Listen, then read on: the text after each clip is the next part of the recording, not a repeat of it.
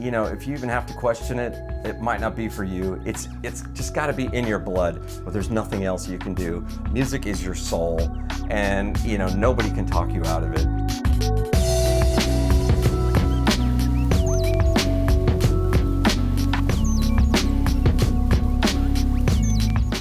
Rob, wonderful having you here. A two-time Grammy Award-winning music producer.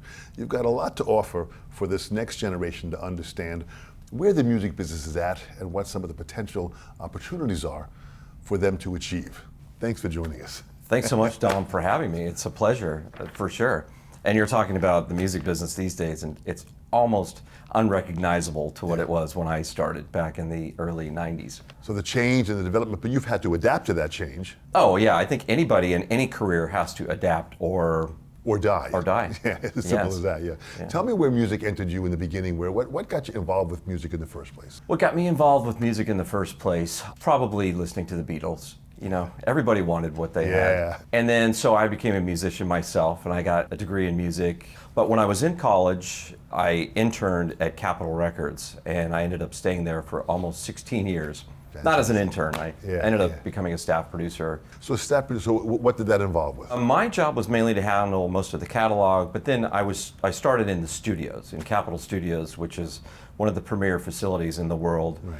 And then what we ended up doing a lot of was working with a lot of the artist's catalog, remixing, remastering, recording new stuff. I was fortunate enough to be involved in Frank Sinatra's Duets record, so we were able to take some of the catalog artists, you know, some of the legendary big artists, and pair them with newer artists and work, you know, try and break new artists. And it was a great time because there was a bridge between the new and the old. Absolutely. Well, how very, very exciting. So you were there for almost 16 years, and I mean, the broadness of what you had to learn at that time.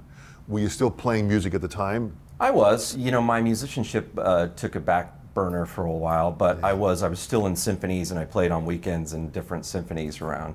So it was completely different from what I was doing at the time, but I wanted to keep my chops up. So was music a part of your life as a kid? Were you listening to a lot of music? Were you? I was, nonstop. And back in the day, which we know there's the resurgence of vinyl, but when we were kids, we would sit in your room with an album and listen to it all the way through. And you know, you would read the liner notes, and those people were just gods to you. And you would listen to every song, every album cut. And it's strange to me because I think that's missing in this day and age, but it's nice to see there's a little resurgence in vinyl. But that's how I got involved, was just sitting there with headphones on or sitting in a beanbag chair listening to your whole album all the way through.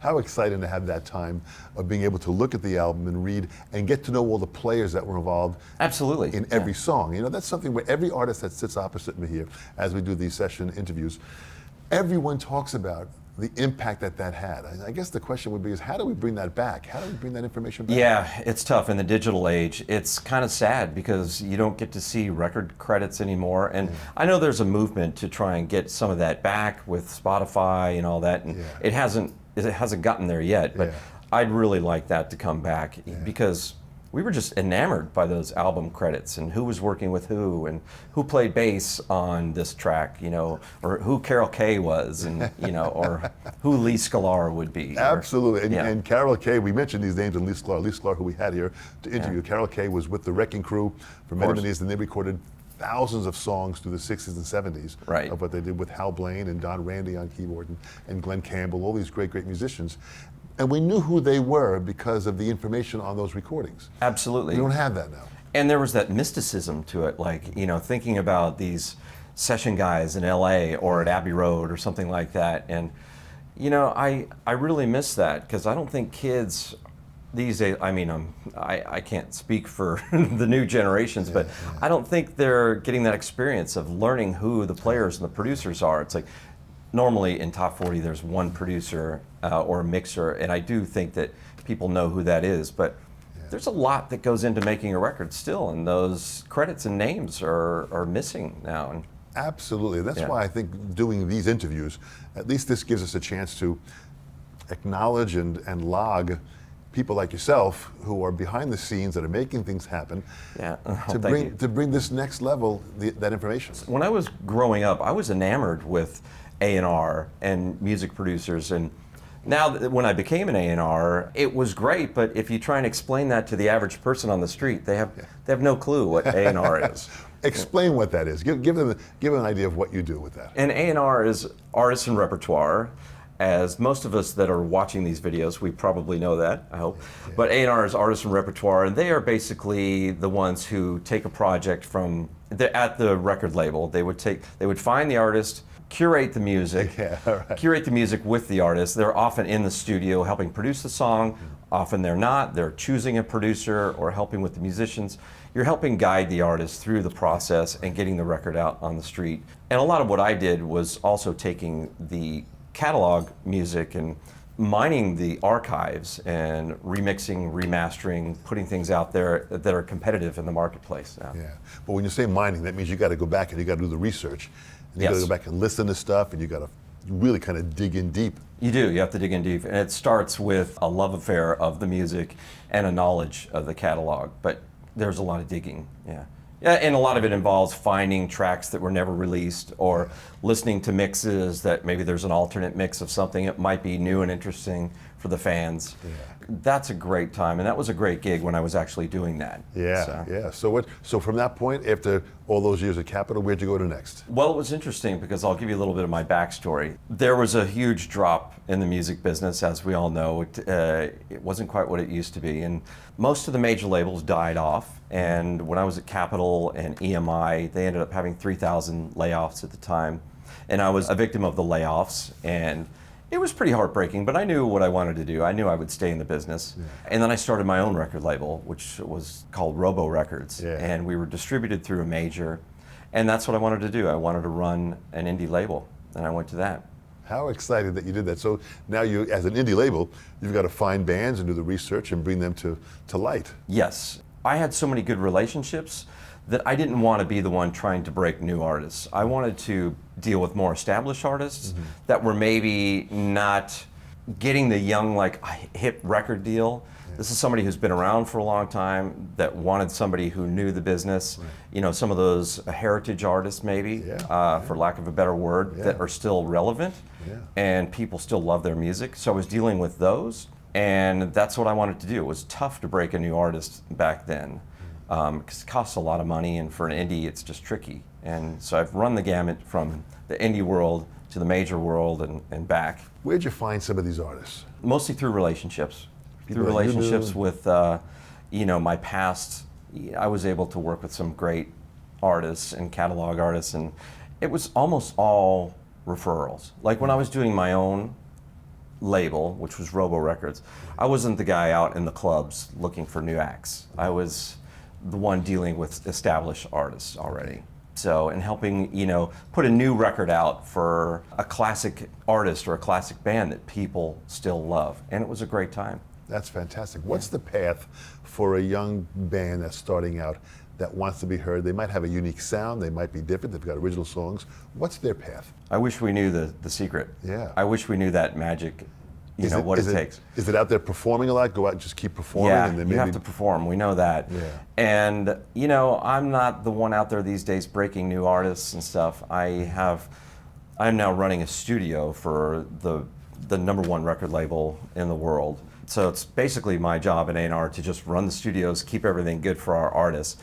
And if I had to tell you what the path is for a young artist, it's so hard. Nobody knows the secret. Yeah. But we do know that you have to be out there. You have to be touring. It's so different. Digital age is here to stay. Physical sales are almost dead. Yeah. I'm more of an in-the-box thinker when it comes to bands and records because, let's face it, you do need to have that social media. You do need to be out there and have that relationship with your fans. Right. And you do need to be on these Spotify playlists or iTunes playlists and all that. But for me, I think in being in the indie world and the major label world, there are two things that still you have to break a record. One of them is TV, good old-fashioned TV, like one of the, whether it's the Tonight Show or the Good Morning America or one of those appearances. You still have to have TV and you still have to have FM radio to really move the needle. Right. That has changed a bit because with Spotify and all that, you still can get on some good playlists. But I still think in order to be out there in the everyday world where the everyday person knows the person, knows the artist, I should say, you still have to have TV and radio. Right. Interesting. Very, very powerful. So what, tell me about an average day in your life now. So what would you do when you're at work and you're doing your thing? What's that day consist of? My day these days consists of dealing with the artists in the studio, in the trenches, as we call it. Yeah. And it's interesting. Every day is different, and every day is a new adventure, and it's just different. Our artists today, I'll be honest, most of it where we are, it's very top 40 oriented, and we're not tracking drums as often as we used to, of course. We're not, tracking as much bass or guitars. It's still there, but it's pretty rare that there's a band in a room playing live. There are bands that are doing that, there are artists that are still doing that, but in the top 40 world, it's pretty rare. It's mostly a producer who comes in with an artist, or the artist themselves is the producer, and there's, in that room, there's one or two or three people. When we do track drums, it's great. I mean, we put up 14, 15, 16 microphones, and you sit there for 4 hours and you get sounds and stuff, and you realize to yourself, okay, now I know why we aren't tracking drums as much as we used to. But it's a treat to track real drums, track real bass, track real guitar, piano. It is a treat, but it's a new world where it's not done as often as it used to. So if it's not live, they're doing electronic stuff. Is it more produced that way? It is. I mean, let's face it, you can make a hit record on a laptop. You know what? Some of it's great. I love some of it. Some of it's awful. Of course, some of it's terrible. The market is saturated with everything. It's saturated with good. It's saturated with bad. It's just finding its way is, the great mystery. Like, how is that done? It takes money to make money, I think, still. They say before Pro Tools, there were pros. Exactly. So it's kind of an interesting phrase. But yet, with Pro Tools now, there's some really great music coming out of people on their own. Let's face it, Pro Tools was the best and the worst thing to happen to the music industry. Yeah. And you can also say the same, the internet is the greatest and the worst thing to happen to this country, because it's just created such a strange world, where it's your phone is the greatest tool you could ever possibly have, and yet it's just the worst thing ever. When dealing with the stuff that gets out there, because it allows people who shouldn't have a voice, shouldn't have a word, shouldn't have a single out. It allows them to get out there and have it. But that's part of it. That's part of the world. But it enables people who are truly talented to have a voice as well, and to get their music out there or to get their word out there. So it's just a strange conundrum these days. It's opened up some great opportunity for art, and as I always say, not all art is great art. True. But it's out there and hearable. What happens with like streaming and Spotify and these companies? How has that changed the industry? It's changed immensely. As an indie label, I discovered that our money was with physical product. We were making money on physical product. Right. And when that died, it's very, very hard for the indie labels to survive nowadays. With digital, it's different because you can have your music out there, but you still need to sell records. If you're an indie label and you're doing 4 releases a year, maybe 1 every quarter or something, if you were selling physical, if you sold 10,000 units or whatever every quarter, or 100,000 units a year, you'd be doing pretty well as an indie label. Yeah. But now with streaming, I mean, if you get, say, 1 million streams, I mean, you're not going to be paying rent with that. But doesn't that seem really weird? It is. It's so weird. 1 million streams and you cannot even get a check that can buy food. Yeah. I read something recently that said for 1 million streams, if you're a songwriter, you're splitting with publishing about, this is generalization, but you're splitting about $800 for 1 million streams as a songwriter with your publisher. So if you wrote a hit song by yourself, you're looking at about $400. I say hit song, but we're talking 1 million streams, which is a nice number of streams. It's not a huge hit, obviously, but who wouldn't want 1 million streams of a song they wrote? Absolutely. So you get about $400, and if you're a co-writer, you're talking $200.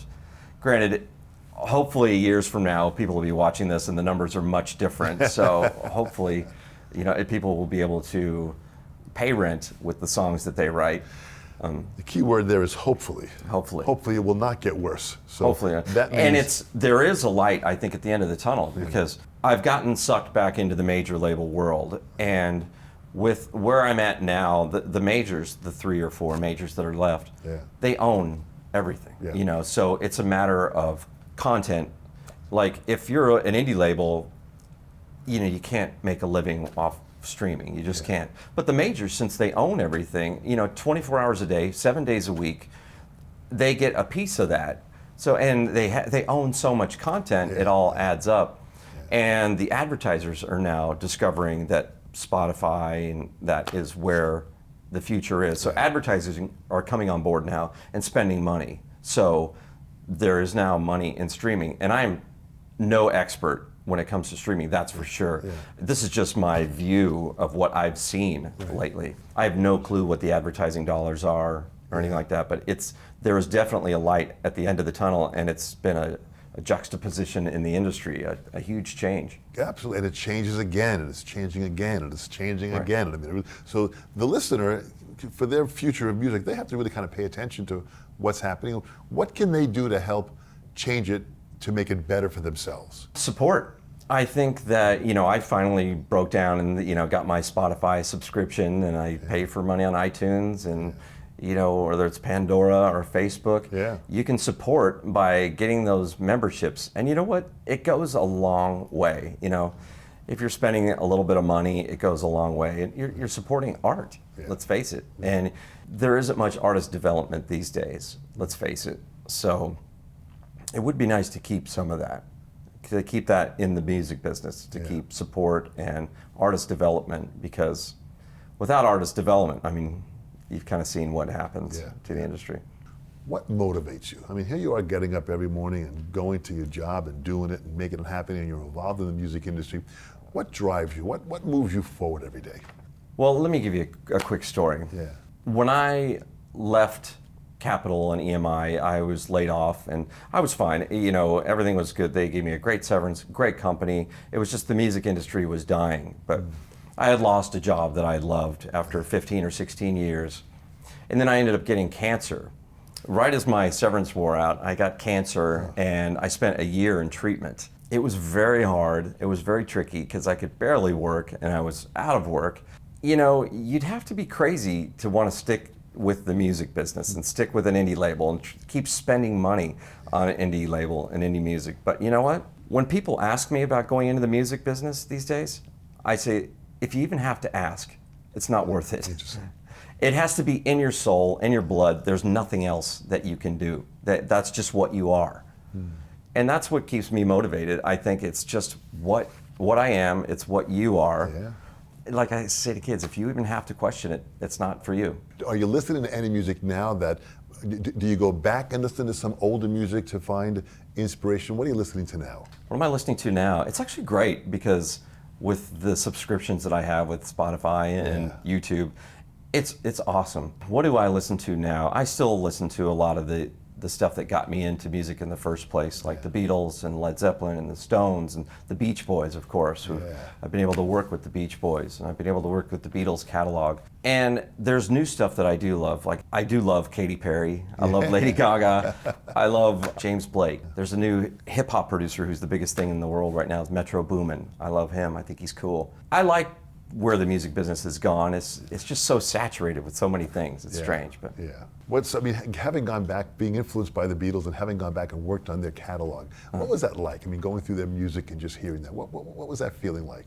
Awesome. There's nothing like sitting with the master tapes in a studio when you're remastering or remixing or whatever. There was one box set that I did for the Beatles. The tapes were insured for a lot of money, and I had to have them basically in a lockbox, kind of very Maxwell Smart kind of lockbox on a plane, where they can't be X-rayed, they can't be anything like that, and the security guards have to take them out, look at them all individually, and the security at the airport was like, wow, these are masters, but they have to be insured, and they were in a lockbox, and then to sit in a studio and listen to the original masters, and we cranked it up absolutely phenomenal. And listening to John's voice or Paul's voice or George, or all four of them, you see why they changed the world. Once you crank it up and listen to those original masters. It changed me, and I think it changed the world. Oh, it sure did. And as a young drummer for myself in 1964, when they hit the Ed Sullivan Show, when we heard them play, I just wanted to play drums. It was just, it was infectious. It was. And to have that chance of being able to hear those original masters and listen to them, and that's the core, I feel, of humanity in the music industry, where you're in the depth of sitting there almost with them during the session. Yeah, absolutely. That's what it feels like. And you took the ride with them, It's like, and going back and listening to the albums, it feels like you're taking the ride all over again. As much as it's impossible to compare things to the Beatles, because they were just in a league of their own. Yeah. I end up comparing everything to the Beatles anyways. A lot of the music nowadays with the artists, even in their writer, they'll say, okay, I need this kind of microphone. I need the settings on my CL1B and my 1176, and I need a U87 microphone. And they'll say what the settings are that they want, and they say it has to be this way. And they're doing it for every song. Well, back in those days with the Beatles, or with a lot of other artists, it's like, wouldn't you want to be different with every single song? Right. Like they did back then. The Beatles would use something and pretty much, abandon it. Never use it again, Yeah. They tried different techniques with every song almost, and every album for sure. So it's interesting with artists today, there's so much. I mean, obviously there's different artists, different flavors, different strokes. Tell me about NARAS and being a committee member for the Grammys. What's that involve? They're amazing. It's a legitimate organization, and the Grammys are so respected. It's changed a little bit. It's a little easier to get in than it used to be. Yeah. Because you used to have like major album credits to get into the Grammys. And now it's a little bit different, but it is such a respected organization, and they are so legitimate the way they do things. Yeah. And above board, I'm so proud to be a member and to be able to vote on those records. And you don't say if you're on, which committee or something like that. They want to keep that, obviously, above board. Well, it's amazing that you're involved with them and you get to hear a wide variety of music. Yeah. Most people, if you might be on certain committees or something like that, it's something that fits your background. I mean, obviously, you can vote in the categories that you feel strong in, and you pick certain categories that fit your background. I would be involved in more of the, rock and pop and, vintage and that type of stuff. It's really fun, and it's an honor to be involved. That is fantastic to be involved with them. And this is really, you get a chance to see so many up and coming musicians, and it really kind of gives you probably a full perspective of what's happening in the music industry. It does. The Grammys does give you a full perspective, and I love what they do with the show, how they pair classics with new artists and stuff. It's amazing what they do. And I highly encourage young musicians, or even if you're not a musician, even if you're just a fan of music, you don't need to be a voting member. You can be an associate member where you're involved and you're helping facilitate things for art that you love. Yeah. With this next generation, when they watch these interviews, what I enjoy so much about this is that, your perspective and what you're opening up doors for them to think about. If they're a musician, they might end up being involved in A&R. They might, there might be many hats they might wear in the music industry as they go through it. In closing, what would you say to this next generation that really is trying to survive and be a part of the music industry? What advice can you give them to open up their minds, to give them the potential that there is hope? I will say this, my boss, who I am recently back in the major label world, he hired me saying that he has been managing downsizing for over a decade, and it's nice to see growth in the industry again and to be managing growth. It's amazing there's a bit of a juxtaposition in the industry these days, and things are starting to spring back. But I will touch on back what I said earlier that, if you even have to question it, it might not be for you. It's just got to be in your blood where there's nothing else you can do. Music is your soul, and nobody can talk you out of it. Like I said, if you have to question, you might want to get into law or medicine or something like that. But you can always do music on the side, that's for sure, as everybody should. Boy, that's fantastic. Well, I can definitely sense your passion. You're still doing this. You're really on the cutting edge of trying to find new music and keep this industry going. On behalf of the Sessions, Rob, we thank you so much. Thanks so much, Dom. It was a pleasure. Great.